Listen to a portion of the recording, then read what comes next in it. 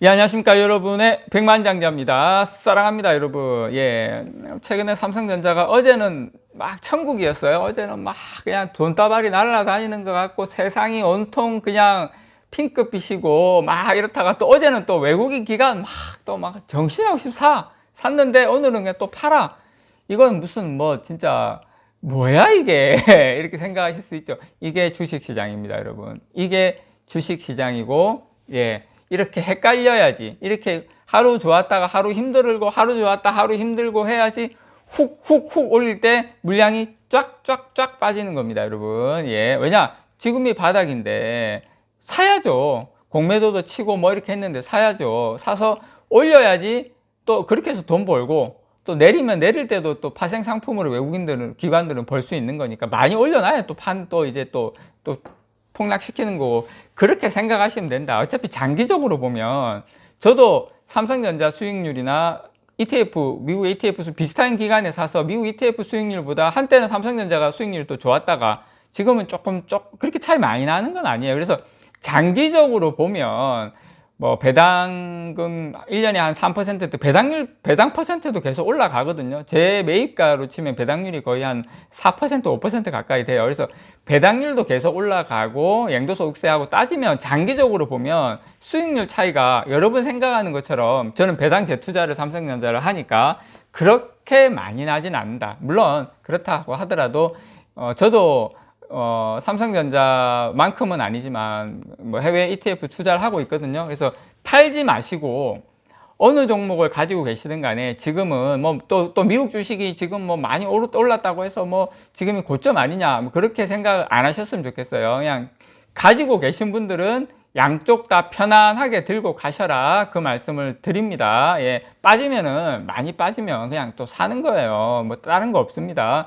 언제까지? 노후 될 때까지. 자, 저는 오늘 여러분께 인텔 이야기 좀 할게요. 인텔. 자, 아무도 이야기 안 해주는 것일 수도 있고 뭐 못 해주는 것일 수도 있지만, 자, 인텔이 지금 너무 심하게 망가지고 있어가지고, 또 뉴스나 이런 데서 인텔 망가진다 이러면, 야, 우리 삼성도 인텔 꼴 나는 거 아니야? 왜 삼성과 인텔과 삼성이 어떻게 다른지에 대해서 여러분들에게 좀 설명을 드리도록 하겠습니다. 자, 먼저 인텔을 지금 상황을 좀 알아야 되겠죠. 인텔이 파운드리 한다고 지금 막 파운드리 한다, 우리 이거 한다, 저거 한다, 온 때만 장사는 다 한다 이러고 있는데, 파운드리 같은 경우 인텔이 잘할 수 있을, 저거 해볼만 한데 해서 하는 게 아니라, 제가 봤을 때 아이고 큰일 났다, 이거 할 게 저거밖에 없네, 이렇게 때문에 저는 인텔이 들어온다고 생각을 해요. 같은 IDM입니다. 종합반도체 회사인데 설계부터 마지막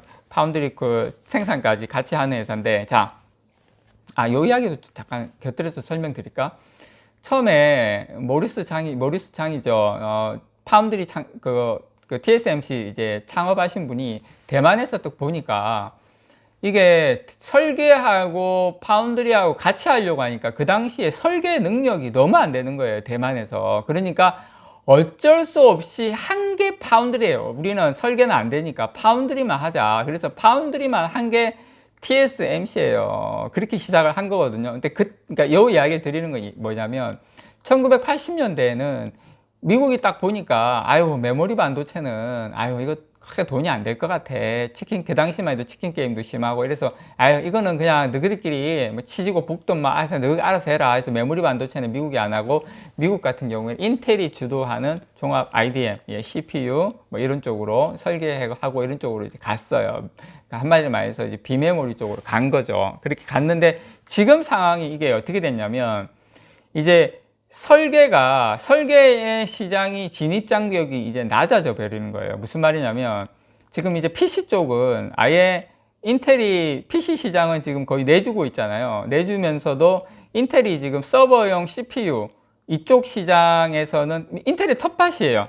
서버 쪽은 인텔이 여기는 꽉 쥐어잡고 있어요. 그런데 지금 이 인텔이 쥐어잡고 있는 이 서버용 CPU 시장에서도 AMD의 약진이 상당히 지금 두드러지고 있다. 인텔이 지금 상당히 뼈아픈 부분이죠. 인텔 주가가 힘을 못 쓰는 이유가 바로 여기에 있는 겁니다. 그래서 지금 팬데믹 상황에서 지금 데이터 센터 시장이 상당히 크게 성장하고 있죠. 그러면서 서버용 CPU 시장도 꾸준하게 성장을 하고 있는데, 중요한 것은 AMD의 점유율이 지난해 7%, 올해 한 8%, 뭐 지금 올해 1분기가 8% 점유율, AMD 점유율이 CPU, 2분기에는 10%에서 내년에 한 15%까지 간다고 이야기가 나오고 있어요. 뭐냐면 AMD 같은 경우에는 이제 예전에는 파운드리가 크게 안 받쳐줬지만 지금은 AMD에서 설계만 하면 TSMC에서 쫙쫙 뽑아주니까 사실상 AMD는 이제 날개를 단 거죠. 그래서 지금 이렇게 되면 어떻게 됩니까? 인텔의 텃밭은 이제 더 이상 인텔은 만약에 파운드리까지 안 되면 인텔 어떻게 보면 제가 생각할 때 그저 그런 회사로 역사 속으로 사라질 수도 있어요. 제가 봤을 때 장기적으로. 자, 그러면 삼성전자하고 인텔하고는 어떻게 다르냐?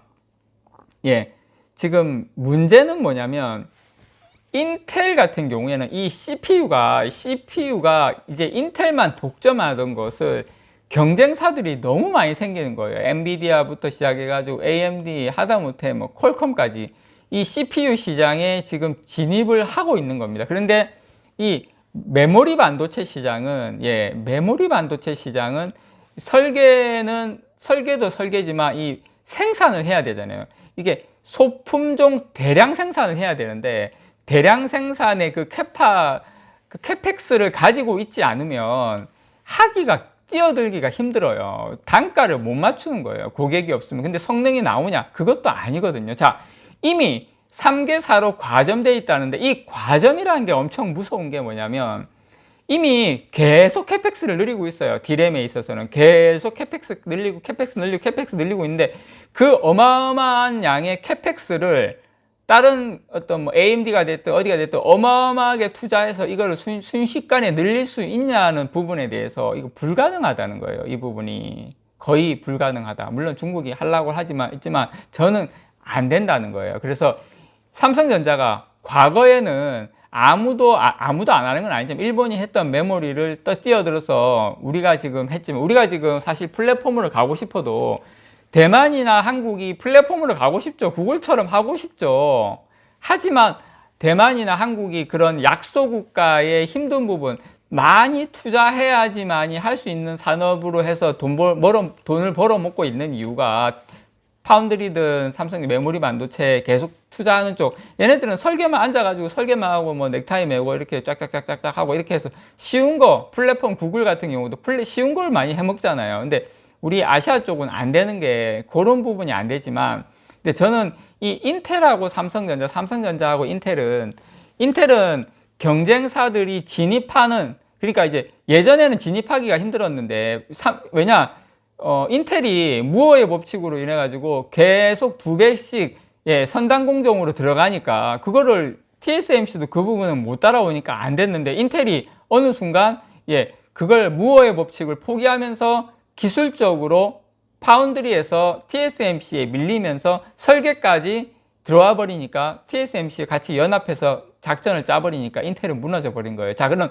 메모리하고 비메모리 반도체 파운드리하고는 이게 영역이 완전 다른 상황이다. 그래서 삼성전자는 최소한 메모리 반도체에 있어서는 이 확고한 부동의 자리를 가지고 가고 있기 때문에, 저는 뭐 삼성전자가 뭐 영원하다고 하기까지는 그렇지만 완전히 새로운 형태의 어떤 이 지금 실리콘을 기반으로 한 이런 부분의 반도체 말고 다른 영역의 반도체가 나오기 전까지 불가능하다는 거예요. 저는 삼성전자는 영원히 갈 수밖에 없는 구조고, 경쟁사가 적어도 메모리 반도체에 있어서는 삼성전자를 능가하는 경쟁사는 저는 향후에도 나오기 힘들다고 개인적으로 생각을 합니다, 여러분. 그리고 이제 D램이 EUV로 넘어가다 보니까 이제는 이 투자하는 부분이나 이거를 생산하는 기술 자체가 완전히 새로운 영역으로 들어가 버린 거예요. 그렇기 때문에 이제 이 부분은 이제 더 이상 어떻게 뭐 외계인이 침략해 오지 않는 이상은 저는 힘들다라고 이렇게 생각을 합니다. 그래서 이제 여러분께서 걱정하시는 인텔과 삼성전자와 인텔의 차이는 너무나 그게 극명하다. 인텔은 이제 더 이상 힘들다는 거 말씀드리고 싶고, 그리고 투자에 있어서는 저는 그렇게 생각을 해요. 여기가 우리 삼성전자가 지금 안 좋을 수가 있고 ETF가 좋을 수가 있고 또 ETF가 안 좋을 수가 있고 미국에 삼성전자가 좋을 수도 있어요. 제 개인적인 수익률로 봤을 때는 저는 삼성전자 수익률이 비슷한 시기에 샀을 때 ETF보다 좋았을 수도 있고 지금 조금 떨어졌거든요. 그것보다는 밀렸지만 그렇지만 저는 이걸 왔다 갔다 하면서 그리고 조금 밀린다 하더라도 배당이라든지 다른 부분도 삼성전자 충분히 성장성이나 매력이 있다라고 생각을 해요. 그래서 여러분들께서 이렇게 분산해서 양쪽으로 가져가신다 보면 저는 뭐 삼성전자도 너무 좋은 투자처라는 걸 다시 한번 여러분들께 말씀을 드립니다. 이상 여러분의 백만장자였습니다. 사랑합니다, 여러분.